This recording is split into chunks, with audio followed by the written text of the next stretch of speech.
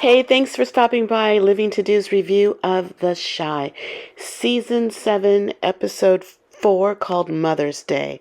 Before I get started with the review, please like the video and subscribe to the channel. We would really appreciate it, and we thank you in advance. So let's talk about it. It's Mother's Day in The Shy, and we see Emmett getting flowers at the store for all of his baby mamas.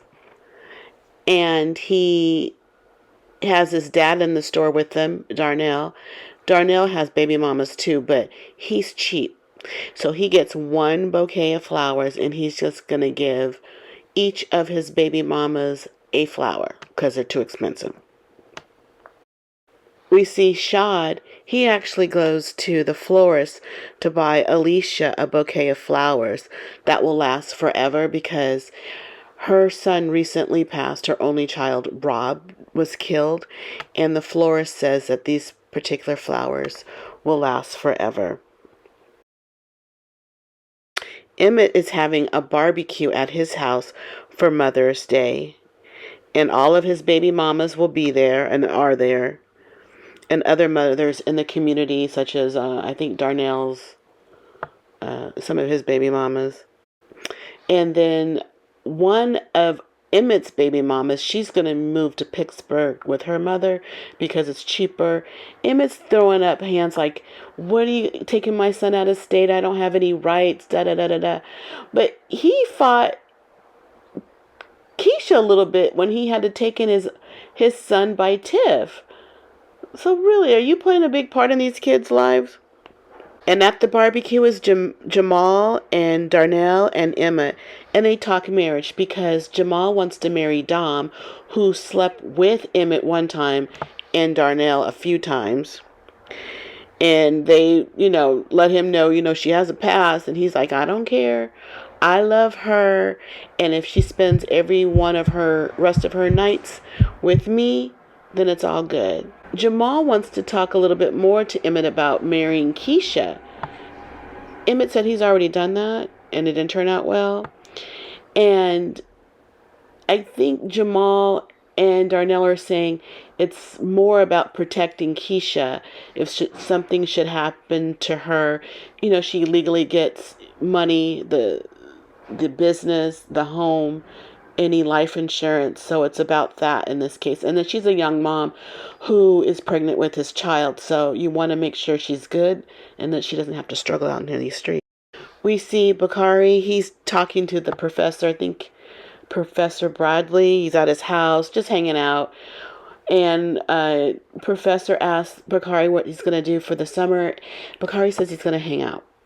Professor Bradley wants him to be careful because, out in these Chicago streets, he doesn't want anything to happen to him. And Bakari's like, nothing's going to happen to me. And we learn that Bakari reminds Professor Bradley of someone close. Later we find out it's his son. Alicia is having a get-together at her house for mothers who lost sons, and his wife is over there, so we know he's lost a son. Later we find out that son was Christian.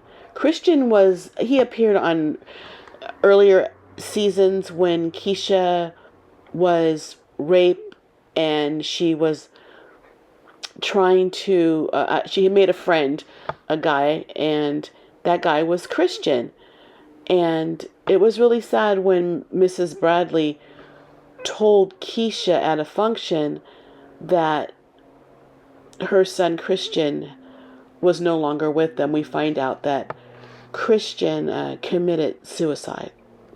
That's so sad. Before that, Alicia's function, it was kind of drab a little bit. Shad talked her into taking everybody over to Emmett's house and having more of a lively time. Alicia says these people lost children. They don't want to be around people who have children. But somehow Shad convinced Alicia that it was a good idea. Alicia asked the group, and they made their way over to Emmett's house, and they seemed to have a good time. There was dancing and singing. Everyone got along. It was a good moment in the Shy, because it's a lot of death and destruction, and they just had a nice moment there. Nice things went on. Nook gave Keisha a Mother's Day card because, Ronnie is their son together. And later we see Nook talking to Tiff.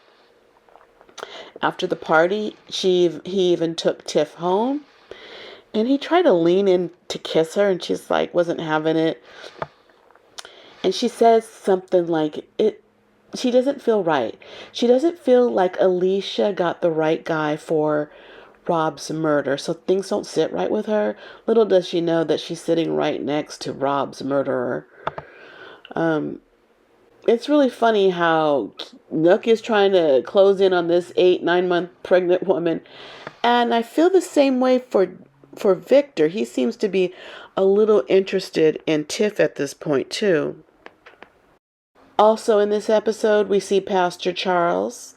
It is Mother's Day, and he's going on around to his parishioners' homes to wish mothers a happy Mother's Day in person. And I see it more as a dating app for him. He's just going around and filling it out and see what's all the goings on in their household. Pastor Charles makes his way over to Tracy's house. And who answers her door? Keith, her new friend, who's been recently released out of prison. And he lets Pastor Charles in. They sit on the couch, and Pastor Charles is asking about her Mother's Day.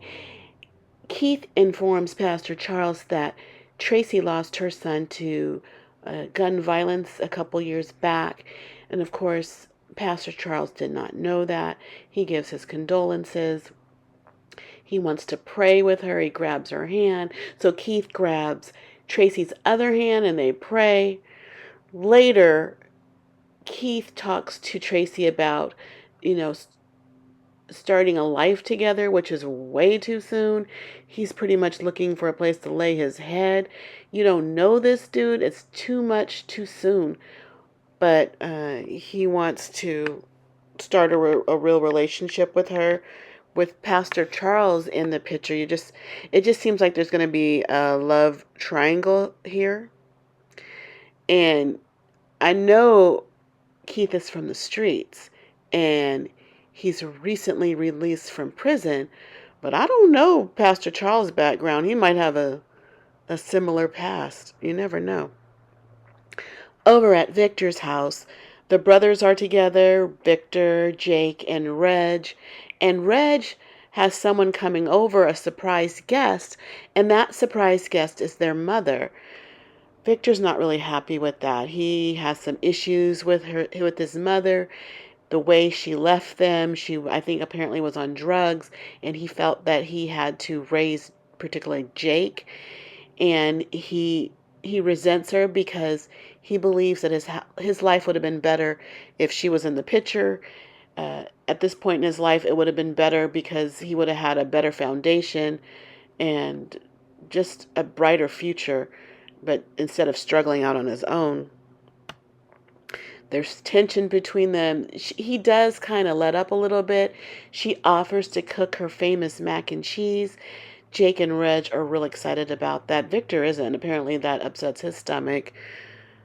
But they do finally just have a decent Mother's Day. She did mention that was one of the best Mother's Day that she had. I don't know if she's completely clean, but that day she was, and she really made Jake and Reg real happy. She claims that she did the best that she can do, and I'm sure that she did. It's really hard out here. We have Damien, that's Darnell's son and Emmett's brother, and he is going to a Spades game, card game, but he doesn't know how to play. Well, he's in luck because his dad is really good at it, and he sits and teaches him, and Emmett teach him how to play. And being that he has a good mind for math, Darnell thinks he's going to do well.